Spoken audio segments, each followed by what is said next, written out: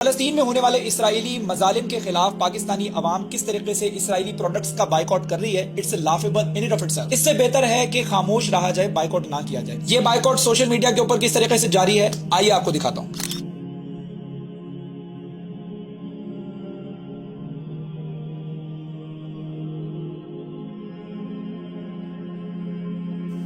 یہ بائیکاٹ ہے، کیا اس کو بائیکاٹ کہا جاتا ہے؟ بائیکاٹ نہیں، آپ تو پروموٹ کر رہے ہیں ان کی پروڈکٹس کو۔ آپ جا کے دکان سے 2 سوڈا خریدتے ہیں 1.5 لیٹر کے، اور ان کو جا کے روڈ کے اوپر گراتے ہیں یا اسے ٹوائلٹ صاف کرتے ہیں، اور پھر ویڈیو شوٹ کرتے ہیں، اور ویڈیو شوٹ کر کے کہتے ہیں جی اسرائیلی پروڈکٹس کا بائیکاٹ کیا جائے۔ لیکن زمین پہ گرانے کے لیے یا ٹوائلٹ صاف کرنے کے لیے آپ کو اس پروڈکٹ کو پہلے خریدنا پڑتا ہے۔ آپ جا کے خریدتے ہیں، ان کا تو کام پورا ہو گیا، ان کی طرف سے اب آپ اس پروڈکٹ سے اپنی گاڑی واش کر لیں، آپ اس سے اپنا ٹوائلٹ واش کر لیں، آپ اس کو زمین پہ گرا دیں، آپ اس کو ڈسپوز آف کر لیں۔ آپ نے ان سے خرید لی، آپ نے ان کو پیسے دے دیے، ان کو پیسے پہنچ گئے، اس کے بعد ان کو اس سے کوئی غرض نہیں ہے، آپ اس پروڈکٹ سے جو مرضی۔ ساری کی ساری ڈکشنریز چھان ماری ہیں، ساری کی ساری کتابیں چھان ماری ہیں، کسی کتاب کے اندر مجھے بائیکاٹ کا مطلب یہ بھی سمجھ نہیں آیا کہ بائیکاٹ کا مطلب ہوتا ہے توڑ پھوڑ۔ مجھے غصہ ہے کہ جی اسرائیل جو ہے وہ فلسطین کے اوپر ظلم کیوں اٹھا رہا ہے، اس وجہ سے میں نے اپنے کسی مسلمان بھائی کی گاڑی توڑ دی، اس کو آگ لگا دی۔ مجھے اس ظلم کے اوپر اتنا غصہ آیا کہ میں نے جا کر ایک عمارت کو آگ لگا دی، جو عمارت اون کرتا تھا کوئی پاکستانی بھائی، جس عمارت کے اندر کچھ کام کر رہے تھے پاکستانی، 20-25 ہزار روپے سیلری لے رہے تھے، اس سیلری سے ان کا گھر چل رہا تھا، کرائے کا گھر تھا۔ میرے پاس کئی ایسے ان باکس میں میسیجز آئے ہیں جو اس فرینچائز کے اندر ملازم تھے، 28-30 ہزار روپے سیلری لے رہے تھے،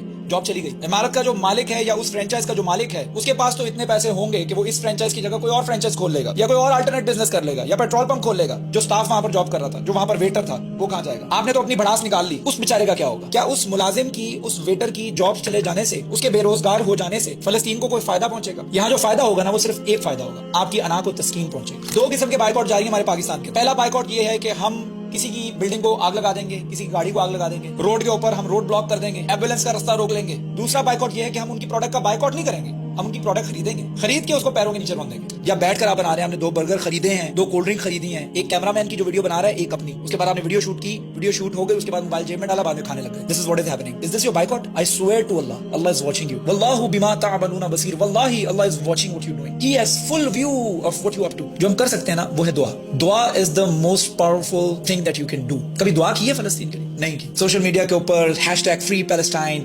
#فلاں، اور ڈی پی کے اوپر جھنڈا بنا دینا فلسطین کا، از دیٹ انف؟